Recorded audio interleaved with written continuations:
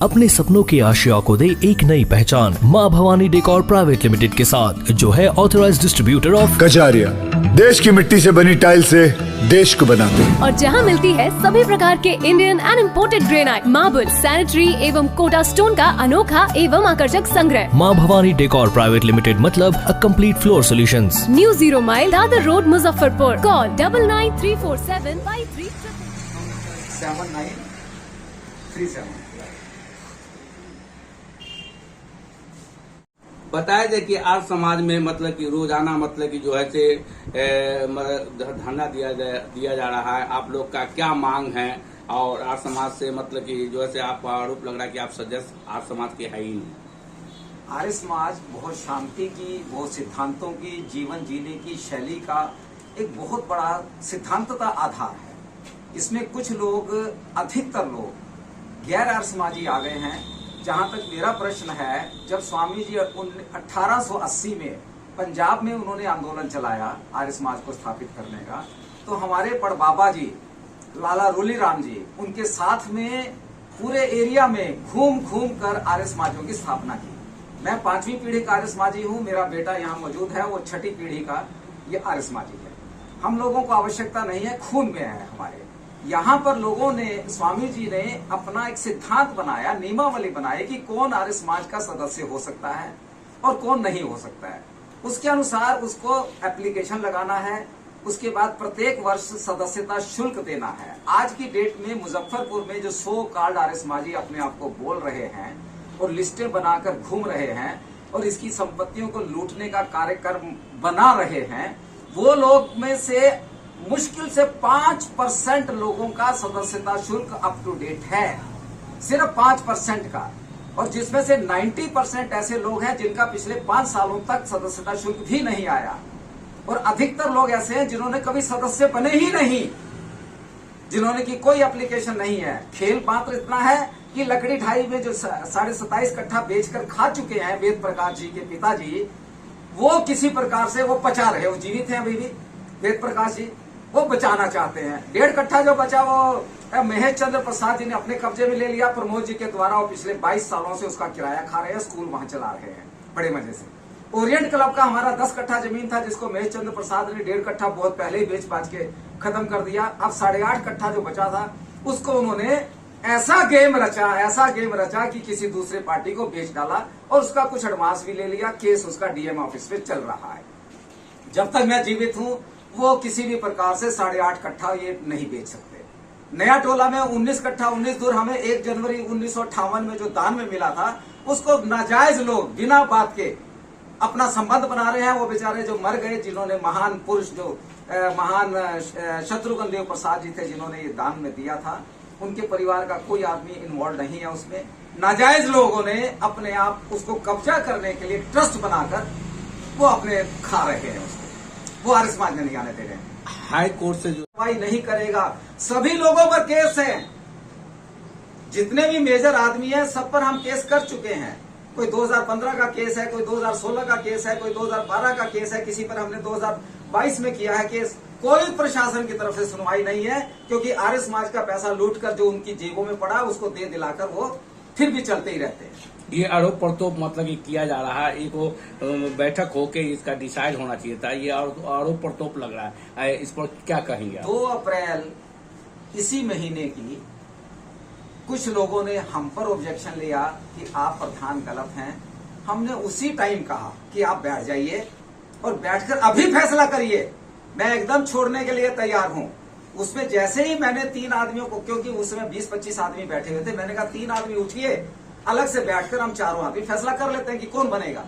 भाई कोई सिस्टम है आर्य समाज का, या तो इलेक्शन से बनेगा या अंतरंग से फैसला से बनेगा, 2 ही रास्ते हैं, तीसरा कोई रास्ता नहीं है। तो मैंने कहा कि चलो, जैसे ही हम 4 आदमी अलग बैठे तो उसमें नंद किशोर जी बोले कि मैं प्रधान बनूंगा।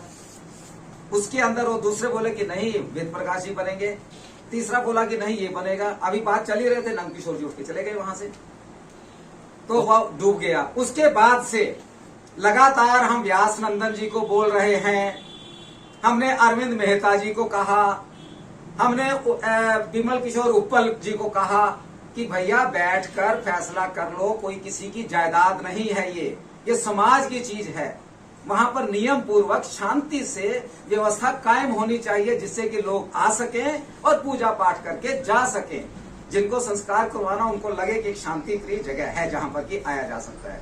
मैं कहा आप आर्य समाज को बदनाम मत होने दीजिए, बैठकर फैसला कर लीजिए, पर नहीं, उनका कहना कि नहीं हम तो डंडे के जोर से ही लेंगे।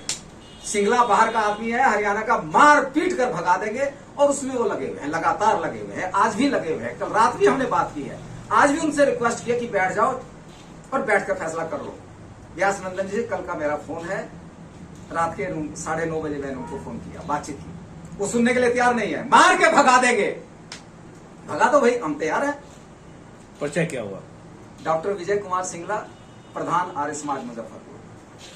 जो श्रमिक दिवस पड़ रहा है, उस श्रमिक दिवस पर अगर सभी लोगों को मैं बधाई देना चाहूंगा कि श्रमिक दिवस पूरे दुनिया में मनाया जाता है और उनके वेलफेयर के लिए सरकार भी कार्रवाई करती है, और हम सभी सामाजिक संस्थाओं का ड्यूटी है कि वो उनका भी ध्यान करें और उनके लिए कुछ कार्यकलाप करें, जिसमें कि मेरा ये कहना है कि अगर कोई भी 1 मई को आर्य समाज मंदिर में आता है, उनको फ्री खाना मिलेगा और 100 रुपया प्रत्येक श्रमिक को दिया भी जाएगा। डॉक्टर विजय कुमार सिंगला जी आपके सामने प्रस्तुत हैं, वही हैं। ये 17 अप्रैल 2022 में बकायदा आर्य समाज का इलेक्शन हुआ और उसका सबको रिपोर्टिंग भी किया गया, सबकी जानकारी में है। 17 अप्रैल 2022 को 1 वर्ष के लिए हमारा अपना सिस्टम है आर्य समाज का, ये लोकल लेवल पर, इकाई लेवल पर ही प्रधान का चुनाव किया जाता है, जो कि 16 अप्रैल 2023 में समाप्त होने जा रहा था। और 1 महीना पहले 17 मार्च 2023 को हमने इलेक्शन यहाँ डिक्लेयर करवा दिया था, जो 16 मार्च को होना था। उस इलेक्शन को रुकवाया गया जबरदस्ती उन लोगों के द्वारा जो कि पटना में भी 5 करोड़ सालाना का घपला करते हैं। उन लोगों ने नाजायज लाभ उठाकर हाई कोर्ट का इस प्रकार का उनके पक्ष में कोई फैसला नहीं हुआ। वो चैलेंज है, एलपीए का डेट है, आज भी एलपीए की डेट थी, अभी 1 घंटा पहले वो उसका पोस्टपोन हुआ है, 8 मई की डेट दोबारा से फिर फिक्स की गई है। और उसमें जिसके बेस पर वो कह रहे हैं कि हम अधिकारी हैं, प्रांतीय अधिकारी, वो चैलेंज होकर टूट जाएगा। संजय चौरसिया उसके अधिकारी नहीं रहेंगे। उनको अधिकार है कि वो किसी भी प्रधान को हटाकर दूसरे प्रधान को नियुक्त कर दें, बट उसके लिए वहां अंतरंग का बैठक करेंगे, प्रांतीय सभा का अंतरंग की बैठक में फैसला होगा, तब किसी दूसरे प्रधान को वो हटा सकते हैं। और एक निश्चित अवधि के लिए, वो निश्चित अवधि 15 दिन से लेकर सिर्फ 6 महीने तक होती है।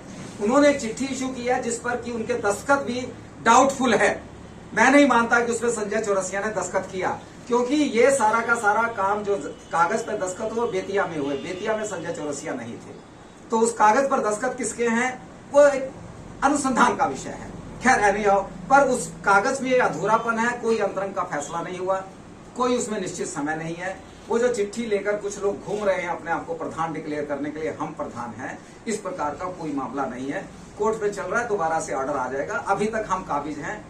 और एसडीएम ने उन लोगों का पक्ष किया है, एसडीएम के द्वारा उनके पक्ष के कारण उनको जो है मौका मिल रहा है। जबरदस्ती वो प्रतिदिन लड़ाई झगड़ा करते हैं, मारपीट करते हैं, पत्थरबाजी करते हैं, डंडाबाजी करते हैं, गाली गलौज करते हैं। प्रत्येक दिन का काम उन लोगों का हो गया है।